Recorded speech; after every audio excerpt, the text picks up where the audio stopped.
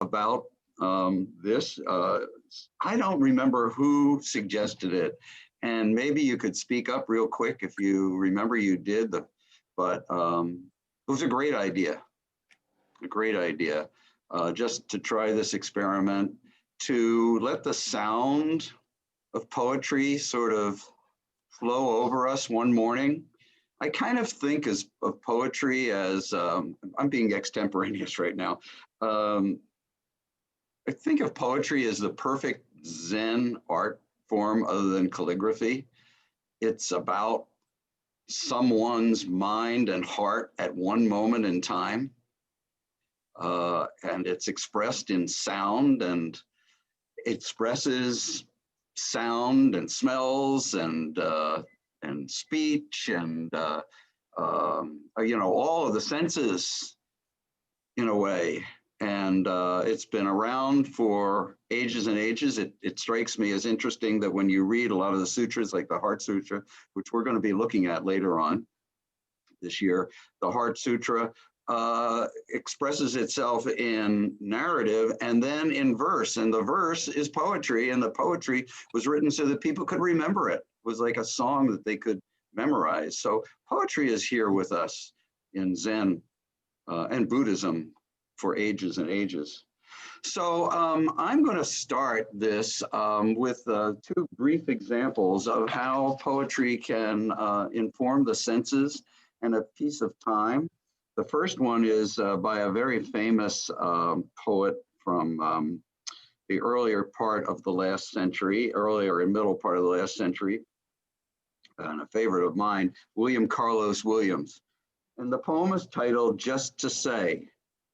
I have eaten the plums that were in the icebox and which you were probably saving for breakfast. Forgive me, they were delicious, so sweet and so cold. So when I hear that and read that, I can't help but taste those plums. And I'm thrown back in my mind to when I personally can remember men bringing ice into the icebox that we had and putting it on top and letting that cold filter down. I don't know how many of, not many of you are old enough to remember real ice boxes, but this guy came with big tongs and a huge 25-pound chunk of ice and stuck it in there. It was marvelous. And plums. And now the second one I want to read is called July. And it, again, is about food a little bit, but more than food. July. The figs we ate wrapped in bacon. The gelato we consumed greedily. Coconut milk, clove, fresh pear. How'd we dump hot espresso on it just to watch it melt, licking our spoons clean. The potatoes fried in duck fat, the salt we'd suck off our fingers, the eggs we'd watch get beaten till they were a dizzying bright yellow, how their edges crisped in the pan, the pink salt blossom of prosciutto we pulled apart with our hands, melted out on our eager tongues. The green herbs with goat cheese, the aged brie paired with a small pot of strawberry jam, the final sour cherry we kept politely pushing onto each other's plate saying, no, you, but it's so good. No, it's yours. How I finally put an end to it, plucked it from the plate and stuck it in my mouth. How good it tasted, so sweet and so tart. How good it felt to want something and pretend you don't and to get it anyway. That was written by Kristen O'Keefe Aptowitz in 2018. So poems don't have to be da-da-da-da-da-da-da-da-da-da-da. They can be so evocative. So I presented my evocations this morning, not my own personal poems. I don't dare do that here, but we have some real poets here, and maybe one of them or can read a poem of their own or one that they brought with them. Maybe Anne, could you? Anne is a member of our poetry group, and Anne is living in North Carolina. My whole life, or most of it. Good morning, everybody. Thank you for listening to poetry. I wrote this in 2019 after working as a caretaker for a little cabin camp on a 30-mile stretch of deserted beach. This morning I heard wind wailing like a native flute by the old bathhouse wall, trapped air squeezing through the roof vent until it sang to me. This unknown song enticed me to sway and hum and remember that my body can sing like a flute. Air overtones, air under bones, gentle rhythms played in natural time.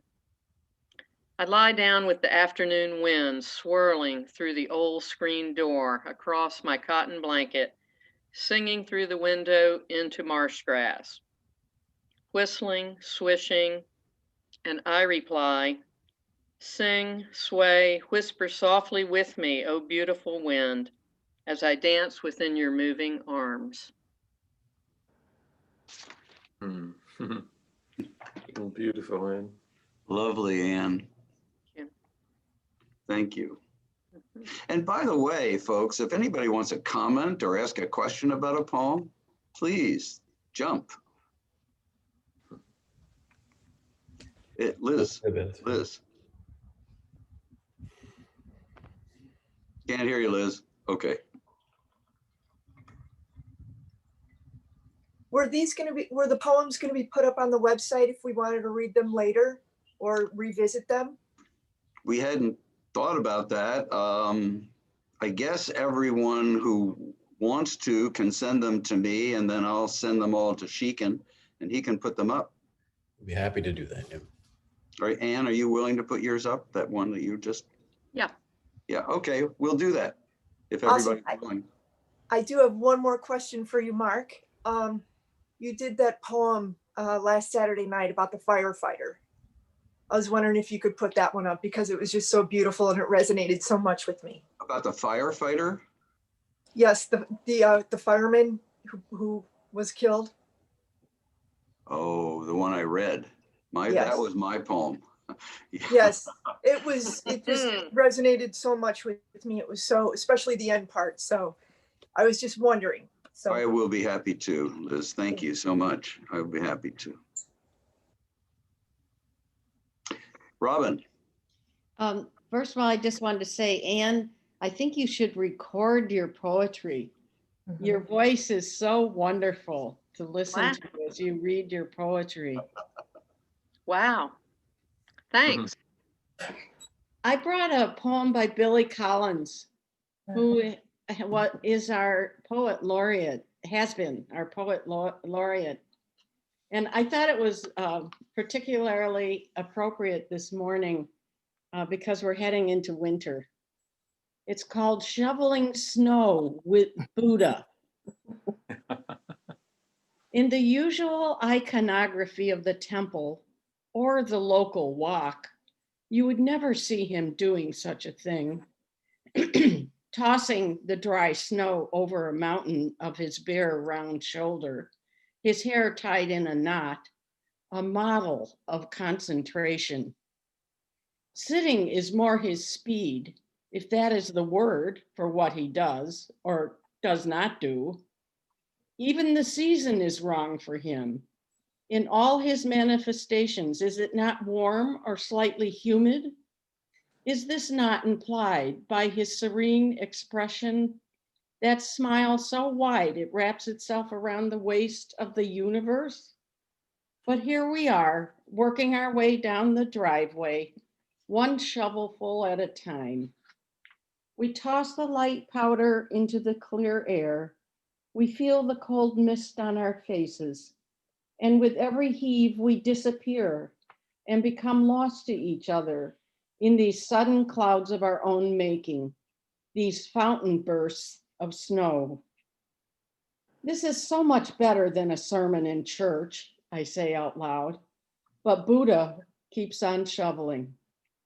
This is the true religion, the religion of snow and sunlight and winter geese barking in the sky, I say, but he is too busy to hear me. He has thrown himself into shoveling snow as if it were the purpose of existence, as if the sign of a perfect life were a clear driveway. You could back the car down easily and drive off into the vanities of the world with a broken heater fan and a song on the radio. All morning long, we worked side by side, me with my commentary, and he inside his generous pocket of silence, until the hour is nearly noon and the snow is piled high all around us. Then I hear him speak. After this, he asks, "Can we go inside and play cards?" "Certainly," I reply, "and I will heat some milk and bring cups of hot chocolate to the table while you shuffle the deck and our boots stand dripping by the door." "Ah," says the Buddha, lifting his eyes and leaning for a moment on his shovel before he drives the thin blade again deep into the glittering white snow. That is great. Billy Collins can be so funny and so deep, huh? Mhm. I meant to say earlier that poetry evokes Genjo Koan. This moment, you know, every day, what's here right with us. And boy, shoveling snow is Genjo Koan. Hey, Mark, I have another Buddha poem. Sure, Eve, go for it. Okay, because I found this online and I didn't know anything about the poet, but he is a professional poet, David Romfett. Have you heard of him? I don't know. No, Jason hasn't either. That means that nobody's heard of him. Well, he was a former poet laureate of Wyoming. So I guess we're pretty far from Wyoming, but anyway. So his poem's called Buddha with a Cell Phone. The dark sky opens and it starts to rain. I go outside to stand in the stream, the longed for gift of water where it hasn't rained for so long. I shout and dance with the dog who puts his ears back and licks my nose. When we come back in, he shakes and I do too, a few drops flying off my hair. I notice the Buddha sitting on my desk. He's a rubber Buddha in a yellow robe. If you squeeze him, he squeaks. He's got a radiant smile on his face, his eyebrows happy half moons over his eyes. As I stare at him, my wife walks by and with a cheery Buddha-like glint says, "It's raining." In his right hand, the Buddha's got a cappuccino and in his left, a cell phone pressed to his ear. His lips are closed, so I know he's listening, not talking. One more thing, I pick up a little kaleidoscope lying next to the Buddha and lift it to my eye to look outside. I thought it would make the raindrops glitter through the autumn dry corn, but instead what I see looks like the ceiling of a great cathedral. I whirl around and am presented with the image of 1,000 rubber Buddhas, each one a drop of rain falling, ready to hit the ground. Great. So you're going to share that too, right, Eve? If you want. You'll send it to me. Yeah. Everybody, please send them to me and then we'll get them up on the website. Mhm. That was terrific. David Romstadt. Yeah, or wait a minute, Romfett, Romtvedt. It says a former poet laureate of Wyoming. David Romfett is the author of several poetry collections, including Some Church from Milkweed Editions 2005. He teaches at the University of Wyoming. Great. Thank you. Am I going to call on people or are some of you going to continue to volunteer? I'm happy to volunteer, Mark. Great, Chris. I'm going to read a poem by Naomi Shihab Nye. And I have to thank Joan Cantwell, who's here with Dave today, for introducing me to her. Joan read a poem by her called Red Brocade some over the summer, maybe 2 summers ago, who knows. Anyway, that was my first introduction to her, and I went on to read more of her poems. And then she actually spoke at Dominican University. I can't remember when that was, but there were a number of us that went and actually got to hear her speak as well. And she's an Arab American. Her father's Palestinian, her mother's American. And I read that, her poetry is often about kindness. And I think that that's true.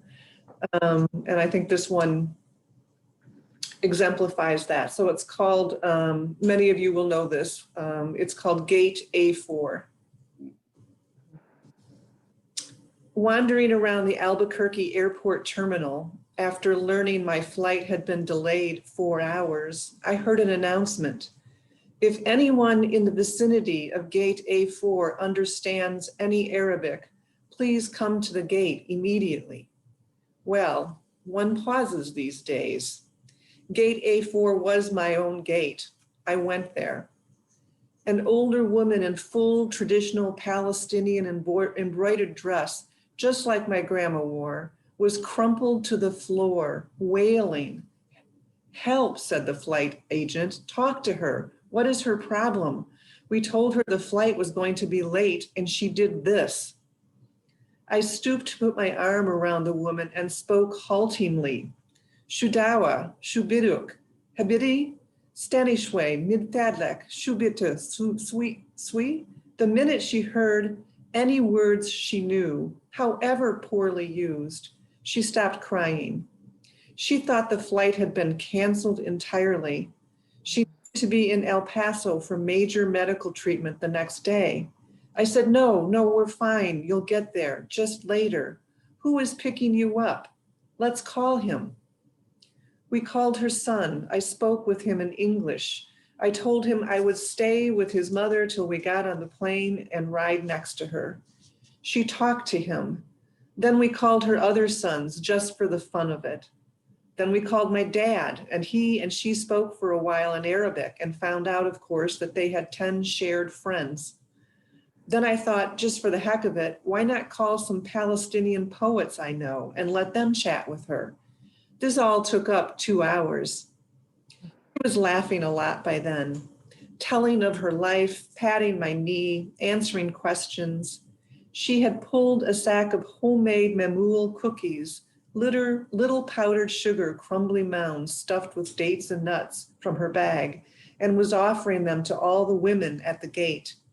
To my amazement, not a single woman declined one. It was like a sacrament. The traveler from Argentina, the mom from California, the lovely woman from Laredo, we were all covered with the same powdered sugar and smiling. There is no better cookie. And then the airline broke out free apple juice from huge coolers, and 2 little girls from our flight ran around serving it, and they were covered with powdered sugar too. And I noticed my new best friend, by now we were holding hands, had a potted plant poking out of her bag, some medicinal thing with green furry leaves. Such an old country tradition, always carry a plant, always stay rooted somewhere. And I looked around that gate of late and weary ones and I thought, this is the world I want to live in, the shared world.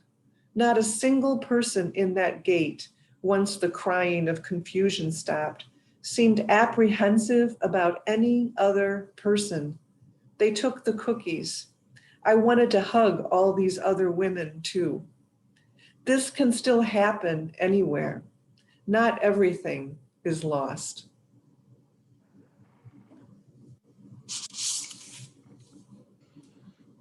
We've been hearing a lot of some humor, some taste, some love, and poetry can deal with grief and angst and anger as well. Not saying that you should post any of that. The poem that Liz asked me to post, and maybe I'll read later, was about some grief. But that was lovely, love, and how we want to live that life. 2020, don't we? Mhm. I think the beauty of poetry for me is the humanity of it. that we learn about ourselves, we learn about other people. There's an openness, there's an embracing, and always, always you walk away with a lesson. Nothing gets hitting you over the head. And poetry, I think, invites people to reflect, to think. And so for me, the beauty of poetry has always been the humanity of it and reminding us that we are all equal. We are all the same. We all bleed the same blood. Great, Andrea. Thank you. Joan, Dave, how about one of you guys?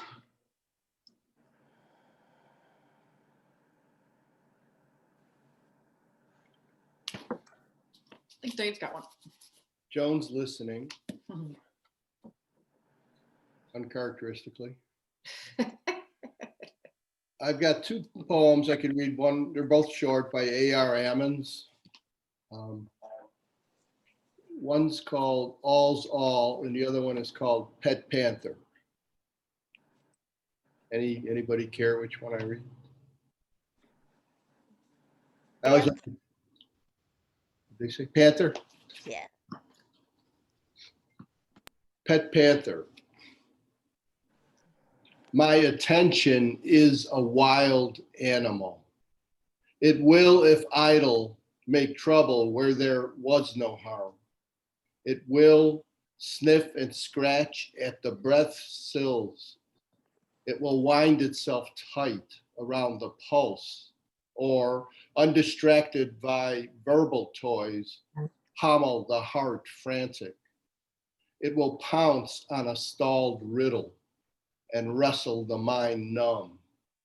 Attention, fierce animal, I cry as it coughs in my face, dislodges boulders in my belly. Lie down, be still, have mercy. Here is song, coils of song, play it out, run with it. Wow. That's a good Wow. meditation poem, yeah. And Rilke, one of his most popular and famous poems, is it's just called, I think, The Panther. Was just looking for it, Dave. I thought I might follow you with it, but I won't. Yeah, why don't you, Jeff, that would be. That would be awesome, Jeff. You want me to do it? Hang on, I've got to find it. Just give me one. Somebody else maybe should go first, but I will find it quickly. I think we should wait just to keep the continuity of that. All right, hang on. I've got it. I'm pleased to say that 29 people are still here. That's sensational. This is by Rilke, and it's called The Panther. From seeing the bars, his seeing is so exhausted that it no longer holds anything anymore. To him, the world is bars, 100,000 bars, and behind the bars, nothing. The lithe swinging of that rhythmical, easy stride which circles down to the tiniest hub is like a dance of energy around a point in which a great will stands stunned and numb. Only at times the curtains of the pupil rise without a sound. Then a shape enters, slips through the tightened silence of the shoulders, reaches the heart, and dies.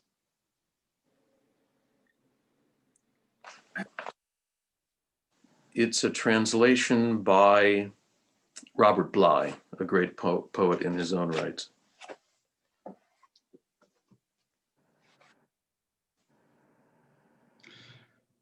Yeah, Rilke. How many of us go back to Rilke for a foundation, huh? Yeah, it's true. Dave, did you have a second? I can, I don't. why It's don't we okay. Come It's back okay. later. Let's come back later if we need. Yeah, Okay. yeah. Thank you. Jason, how about you? Jason, my would-be mentor. Hi, everybody. I am so excited to be here. When Mark said it was a poetry sharing, I thought right on. And then I thought, oh, well, the only people that'll show up are the people that are like word nerds like me that are hooked on poetry, because poetry scares so many people. And I think that scares, I was thinking about it last night. I think it scares us because of how it was introduced to us, maybe when we were kids, that you had to understand what the poem was supposed to mean, when oftentimes a poet doesn't even know what it means. They just kind of follow the line, like Paul Klee taking a line for a walk. So last night I went in front of my shelves and I thought, I've got to find the perfect poem, which of course is impossible. And I started pulling books off the shelf, and this poem I happened to open a book, and this poem is by Phyllis Cole Dye. I don't know her. I learned that she was born in Ohio, in Mount Blanchard, Ohio in 1962, and she lives in a 130-year-old house in Brookings, South Dakota. And she's a Great Plains poet now. And this poem is called On How to Pick and Eat Poems. Stop whatever it is you're doing. Come down from the attic. Grab a bucket or a basket and head for the light. That's where the best poems grow. And in the dappled dark. Go slow. Watch out for thorns and bears. And when you find a good bush, bow to it or take off your shoes. Pluck this poem, that poem, any poem. It should slip off the stem easy, just a little tickle. No need to sniff first or judge the color or test for firmness. You can only know it's ripe if you taste. So put the poem upon your lips, chew its pulp, let its juice spill over your tongue. Let your reading of it teach you what sort of creature you are and the nature of the ground you walk upon. Bring your whole life out loud to this one poem. Eating one poem can save you if you're hungry enough. Take companions poem picking when you can. Visit wild and lovely and forgotten places, broken and hidden and walled up spaces. Reach into brambles, stain your skin, mash words against your teeth for love. And always leave some poems within easy reach for the next picker, in kinship with the unknown.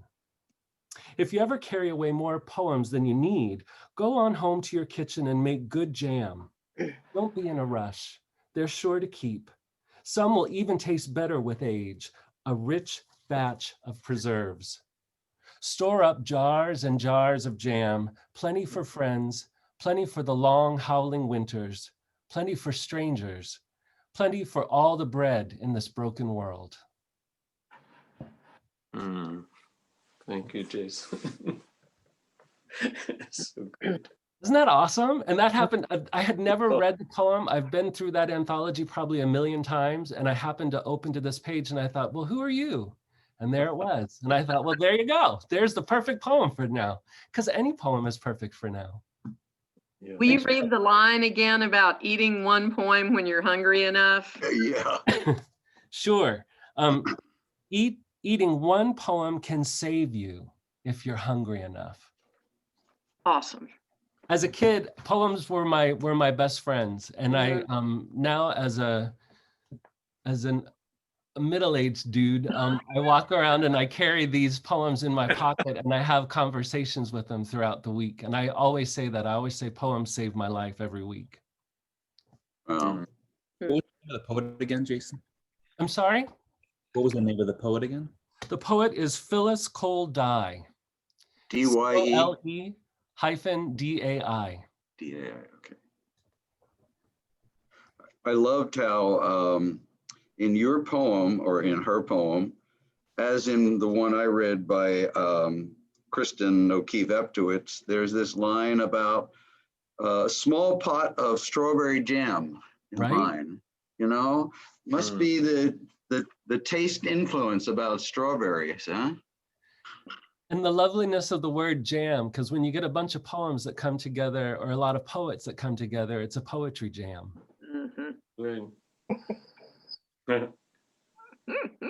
One today called "The Woman Who Turned Down a Date with a Cherry Farmer,"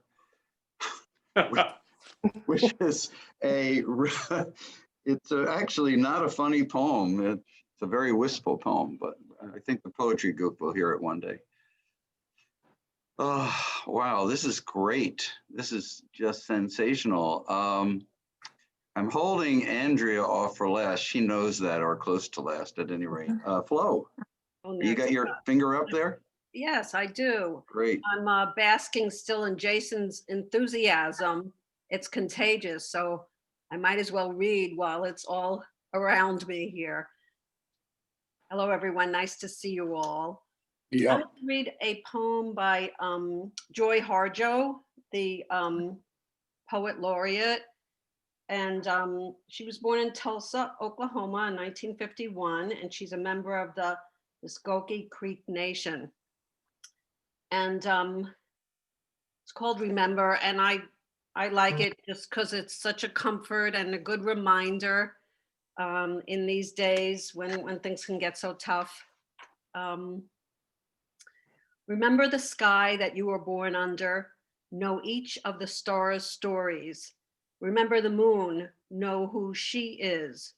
Remember the sun's birth at dawn, that is the strongest point of time. Remember sundown and the giving away tonight. Remember your birth, how your mother struggled to give you form and breath. You are evidence of her life and her mother's and hers. Remember your father, he is your life also. Remember the earth whose skin you are, red earth, black earth, yellow earth, white earth, brown earth. We are earth. Remember the plants, trees, animal life, who all have their tribes, their families, their histories too. Talk to them, listen to them. They are alive poems. Remember the wind, remember her voice. She knows the origin of the universe. Remember you are all people and all people are you. Remember you are this universe and this universe is you. Remember all is in motion, is growing, is you. Remember language comes from this. Remember the dance language is, that life is. Remember.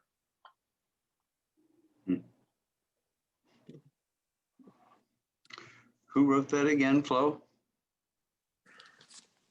You're muted. That was Joy Harjo. Oh, yeah. Yes. There are a couple of poetry sites that send out newsletters, and there have been a lot of Native American poets presented this year, I think very appropriately. Mark? Yes, I read the Tao Te Ching daily. It's very poetic. And I wondered if I could share the one for today. Sure, that'd be great. You'll be able to make some application to the political situation. As it acts in the world, the Tao is like the bending of a bow. The top is bent downward, the bottom is bent up. It adjusts excess and deficiency so that there is perfect balance. It takes from what is too much and gives to what isn't enough. Those who try to control, who use force to protect their power, go against the direction of the Tao. They take from those who don't have enough and give to those who have far too much. The master can keep giving because there's no end to her wealth. She acts without expectation, succeeds without taking credit, and doesn't think that she is better than anyone else. Thank you. There are a lot of different translations of the Tao Te Ching. Who translates the one you're reading? This is Stephen Mitchell. Yeah, great, great. Stephen Mitchell. Thank you. Yeah. Tatiana. Hi, everybody. I don't do poetry very often, but one of the things that I got reminded of during one of the Dharma talks a few weeks back is that we are also kind of losing languages. So I figured I would first give you my own translation of a part of a poem by a poet from Dalmatia from the turn of the 20th century.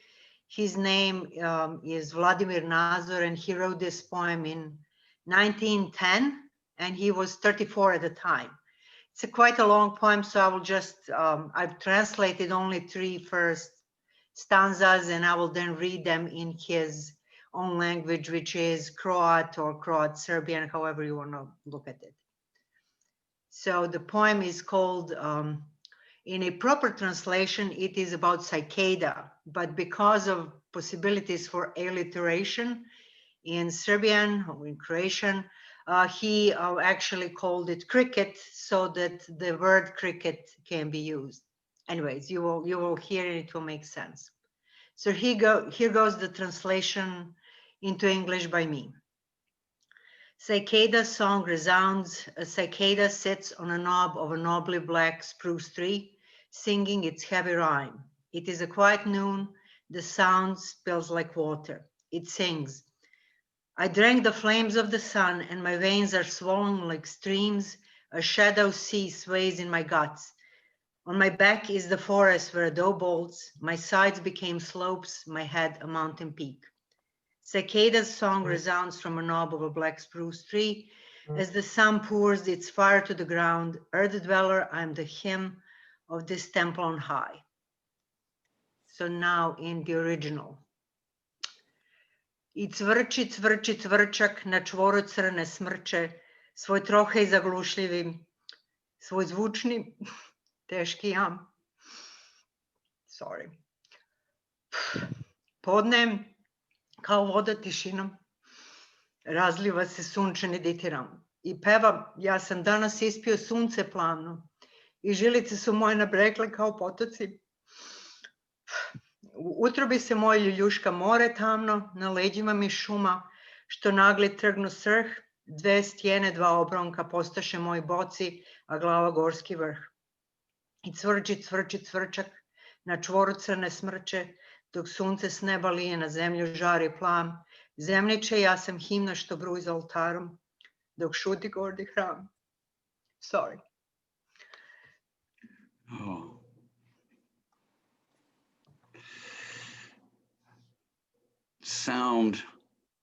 Sound in every language. We could hear the alliteration. Yes, I knew you would. And the beauty of your translation, Tatiana, just that line about the sun. Could you read that your translation about the sun? The last. I could hear you read the whole thing again, actually. Oh, that'd be great, Chris. Yeah, Thank after you. hearing Yes. after hearing it in the original, I want to hear it in the English again. So, Sure. okay. Cicada's song resounds. A cicada sits on a knob of a nobly black spruce tree, singing its heavy rhyme. It is a quiet noon. The sound spills like water.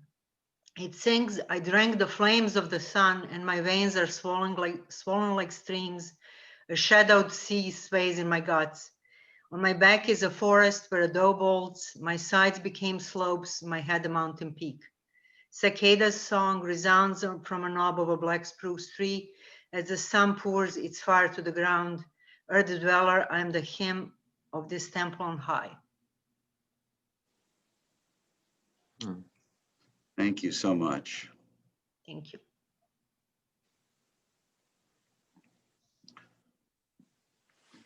Brent. Yeah. Morning, everybody. Morning. I'm going to read from Ted Kooser. Ted Kooser is a classic Midwestern poet. Seconding what Mark just said, I love hearing people's voices. It changes, every poem changes when someone else reads it. It's so great. This is called Splitting an Order. I like to watch an old man cutting a sandwich in half. Maybe an ordinary cold roast beef sandwich on whole wheat bread, no pickles or onion, keeping his shaky hands steady by placing his forearms firm on the edge of the table and using both hands, the left to hold the sandwich in place and the right to cut it surely corner to corner. Observing his progress through glasses that moments before he wiped with his napkin, and then to see him lift half onto the extra plate that he asked the server to bring, and then to wait, offering the plate to his wife while she slowly unrolls her napkin and places her spoon, her knife, and her fork in their proper places, then smooths the starched white napkin over her knees and meets his eyes and holds out both hands to him.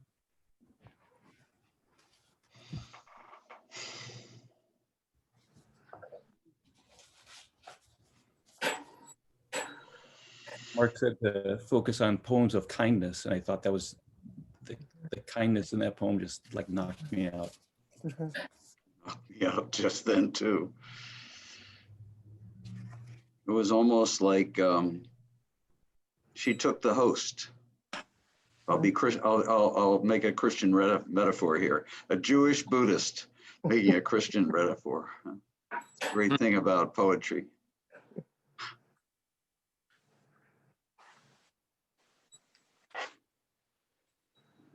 Chris. Yeah, this one you've probably heard before, but it's by Thich Nhat Hanh, and it's The Good News. They don't publish the good news. The good news is published by us. We have a special edition every moment, and we need you to read it. The good news is that you are alive, and the linden tree is still there, standing firm in the harsh winter. The good news is that you have wonderful eyes to touch the blue sky. The good news is that your child is there before you, and your arms are available. Hugging is possible. They only print what is wrong. Look at each of our special editions. We always offer the things that are not wrong. We want you to benefit from them and help protect them. The dandelion is there by the sidewalk, smiling its wondrous smile, singing the song of eternity. Listen, you have ears that can hear it. Bow your head. Listen to it. Leave behind the world of sorrow and preoccupation and get free. The latest good news is that you can do it.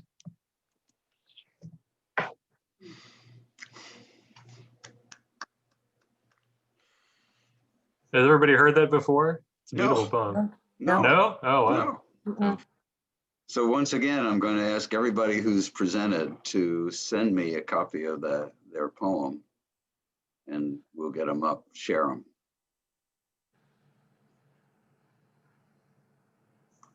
Mark, Somebody else? be Yes, okay. I read one of the poems I actually intended to read this morning. Yeah, that would be great. Is that okay? Other than the Panther, sure.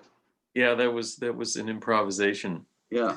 This is I think a well-known poem by Derek Walcott, and it certainly, to follow Brent's cue, it certainly has to do with kindness. It's called Love After Love. The time will come when, with elation, you will greet yourself arriving at your own door, in your own mirror, and each will smile at the other's welcome and say, "Sit here, eat." You will love again the stranger who was yourself. Give wine, give bread, give back your heart to itself, to the stranger who has loved you all your life, whom you ignored for another, who knows you by heart. Take down the love letters from the bookshelf, the photographs, the desperate notes. Peel your own image from the mirror. Sit, feast on your life.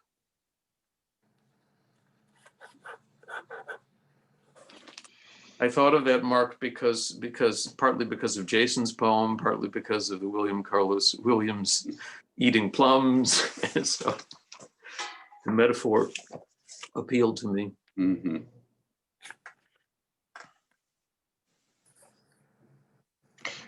We don't need to go forever. So if I would like to do something that I had not planned to do. Hang on, Andrea.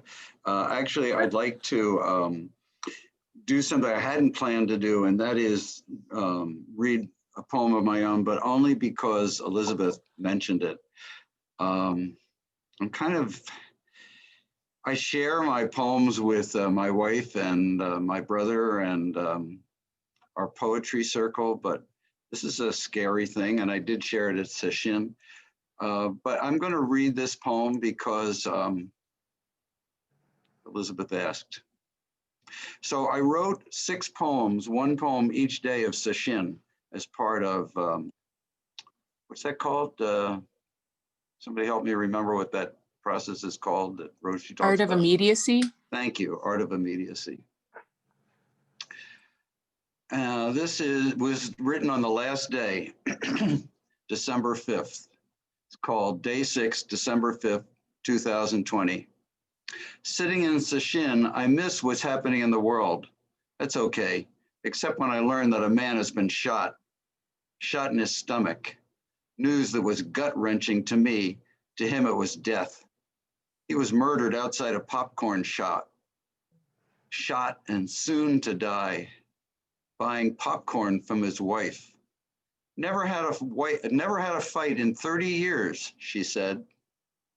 What am I doing sitting Shishin? What am I doing while the world is roiling in turmoil? Shot full of unspeakable horror, fully disquieting, a perturbation that releases abject fear, angst, shit happening like this, and I sit. Why am I sitting zazen every day? Not just this Shishin, every day I sit. Why? It's not escape. No, not showing up, not ignoring, showing up, being present. And still I ask, what am I doing?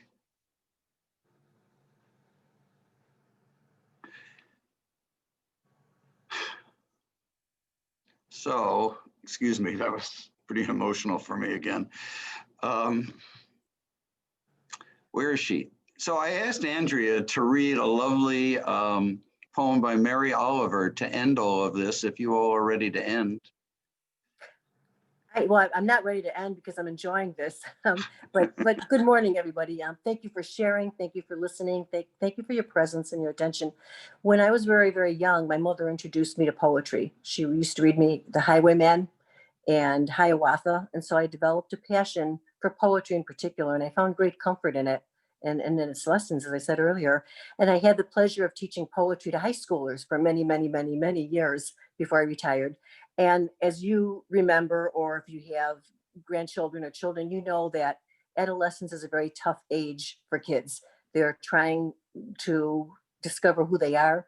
They're trying to be accepted. Some of them have been carrying secrets with them for a long, long while, and they worry about coming out, or they worry about just how people will accept them.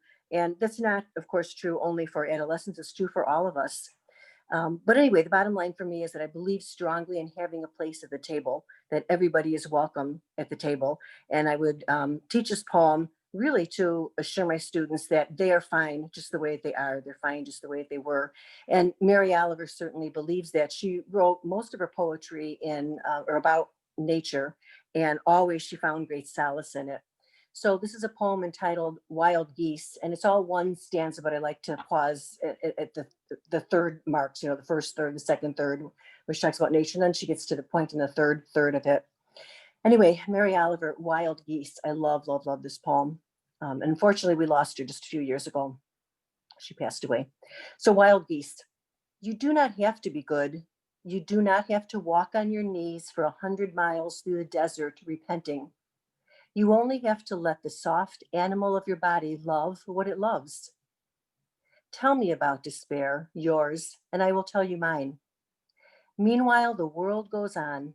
Meanwhile, the sun and the clear pebbles of the rain are moving across the landscapes, over the prairies and the deep trees, the mountains and the rivers. Meanwhile, the wild geese, high in the clean blue air, are heading home again. Whoever you are, no matter how lonely, the world offers itself to your imagination, calls to you like the wild geese, harsh and exciting, over and over, announcing your place in the family of things.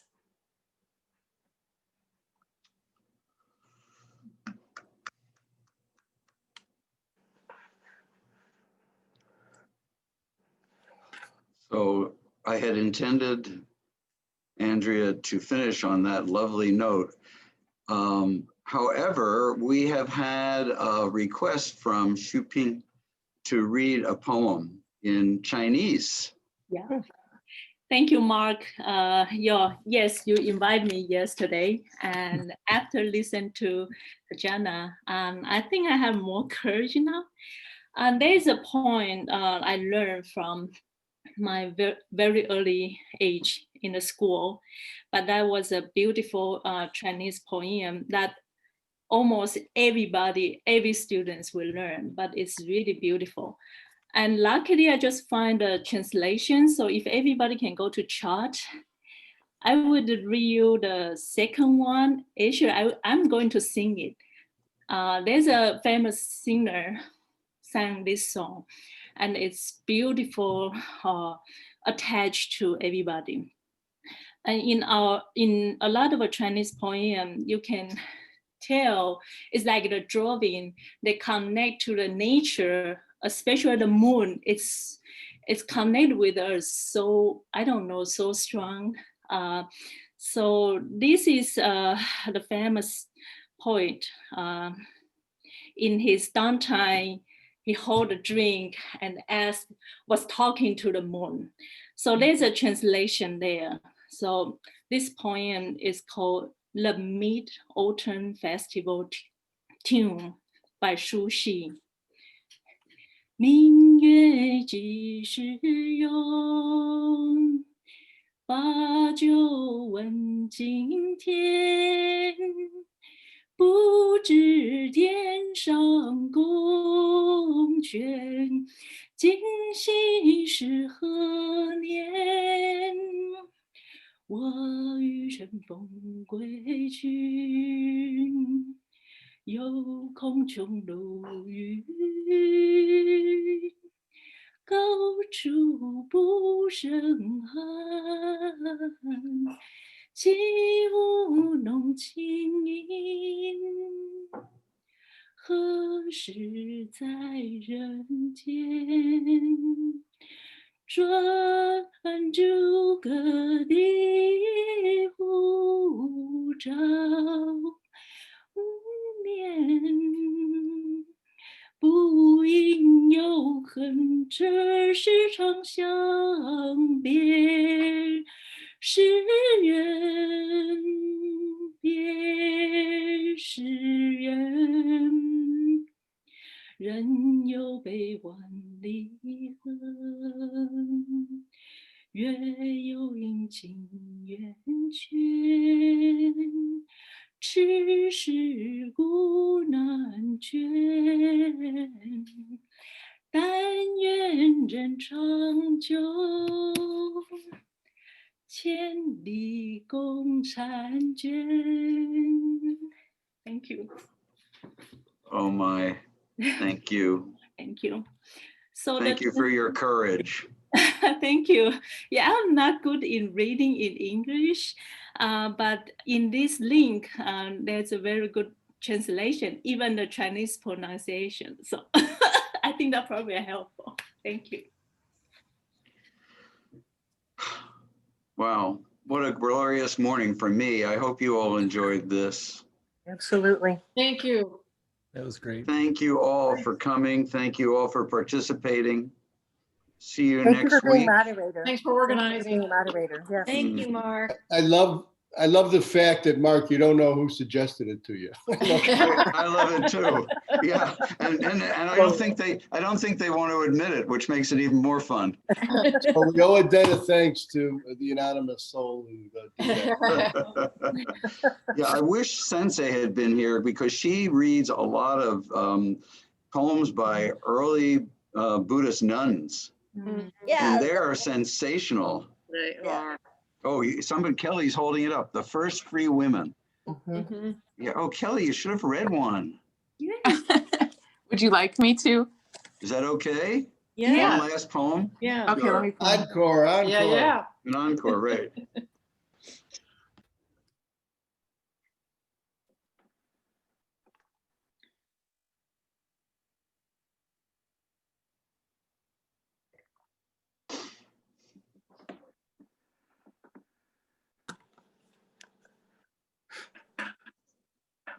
I have it here. This is Sama's song. Like a dog forever, getting ready to sit. All day and all night, I circled my cushion. These days, body and mind sit together like old friends. Since we aren't getting anywhere, they eventually decided, why not have a seat and try to relax? There are many paths.